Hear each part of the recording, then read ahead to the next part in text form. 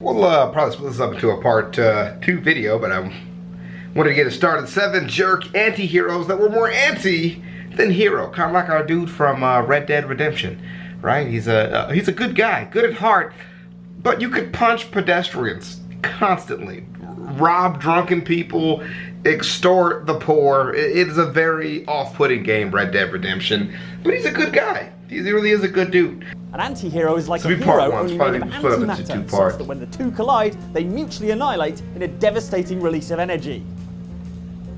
Oh, what? It's not?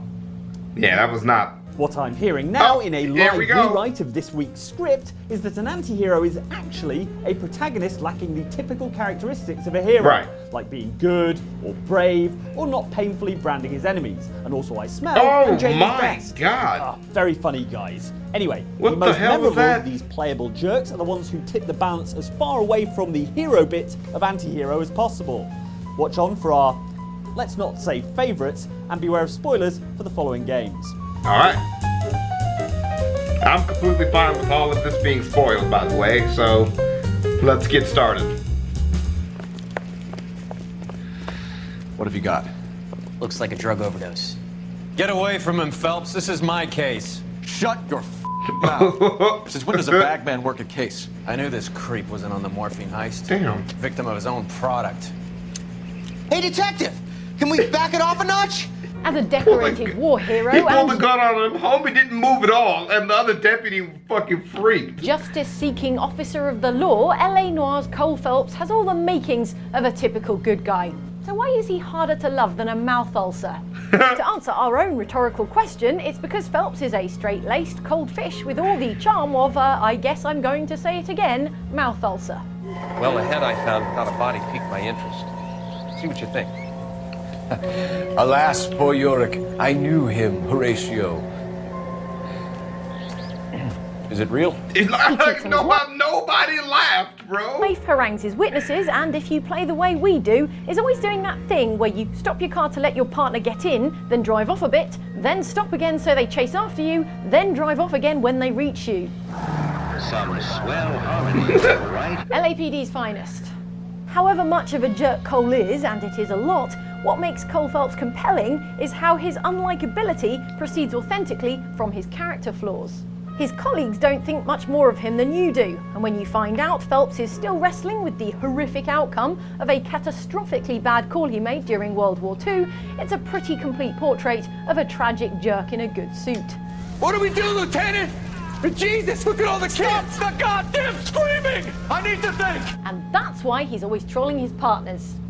How long are you going to do this? And also his witnesses. A nosy old hag like you knows everything about the people who live under her roof. Cole, please. To get to him, you have to get past me. Out of the way!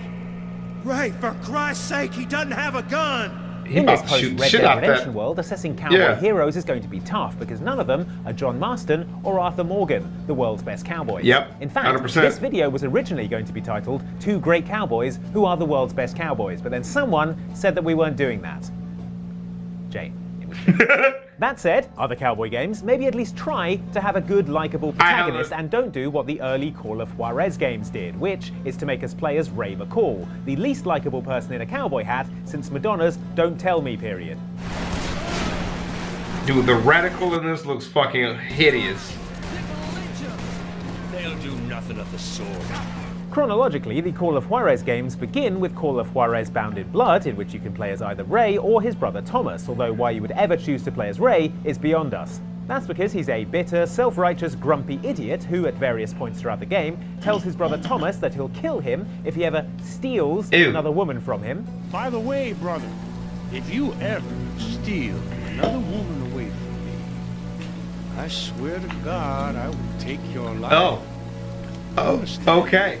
Kills an unarmed, groveling man in cold blood despite everyone else's protestations. The Lord forgave him? Yes. A cold-blooded murderer? Yes. Well, hell, that's good to know. Kicks his way into a terrified woman's home and then calls her a bitch. Now your turn, big man. Open it. Don't you move, bitch.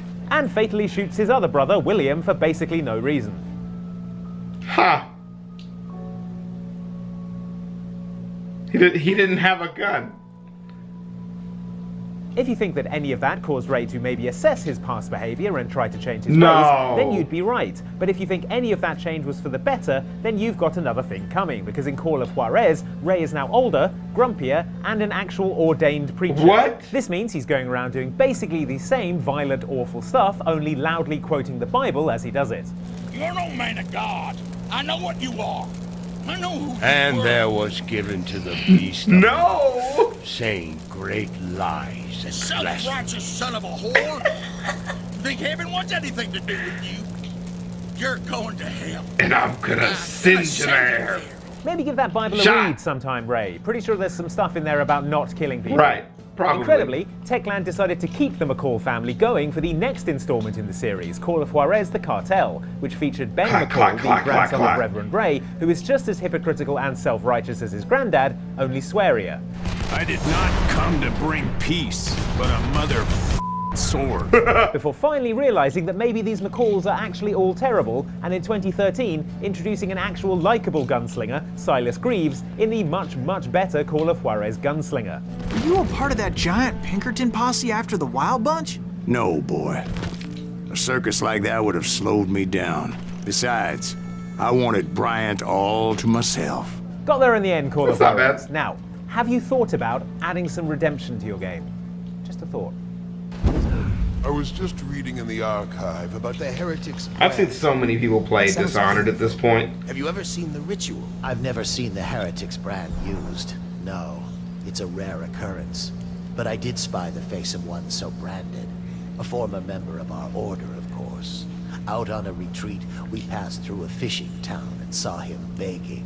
Don't get us wrong, Corvo Attano from Dishonored is pretty cool. Stylish mask, neat hand tattoo, awesome slides.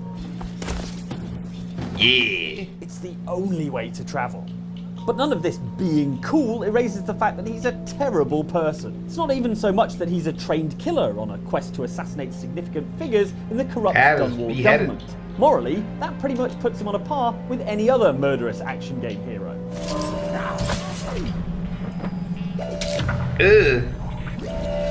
Remember, even John Marston shot literally hundreds of people on his way to redemption. Also ran at least one horse off a cliff and accidentally dynamited a nun. When I was playing. Where Corvo reveals his true jerkhood, though, is if you, as the player, attempt to spare the lives of any of these assassination targets, something that would ostensibly seem to be the right thing to do.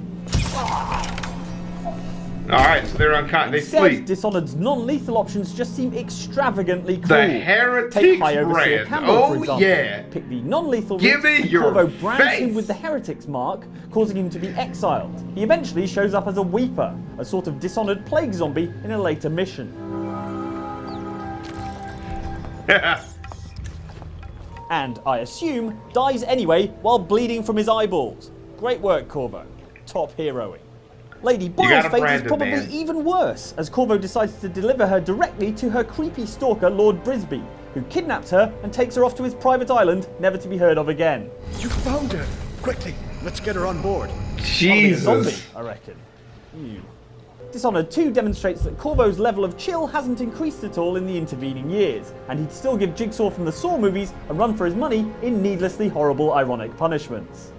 Anton Sokolov made this lock. That's pretty fancy. Now you've got what you wanted, Ramsey. In the first proper mission, he locks Mortimer Ramsey in a safe with 1 month's worth of rations and sods off to Karnaca for a 2-month vacation. Yeah, he definitely leaves him here to die. Oh, he didn't starve to death. He's just made of stone forever now. Totally That's kind of good. different. Yeah, that's acceptable.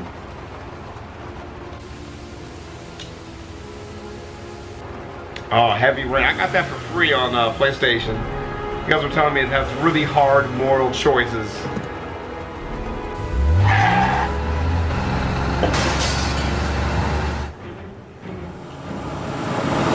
Oh! That's one way to get somebody's attention. If you were planning to do a group cosplay of Heavy Rain's 4 playable characters, you'd have to draw straws for which of you had to be miserable private detective Scott Shelby. That's not merely on account of Scott Shelby being a charisma black hole in a grubby trench coat and the empirically least photogenic of all Heavy Rain protagonists. Well, you should be careful. He'll probably be back. Sorry about the mess. He even sounds And sad. that's not even because of the grim, vengeful temper that fuels him through the violentest mansion rampage ever perpetrated by a licensed PR.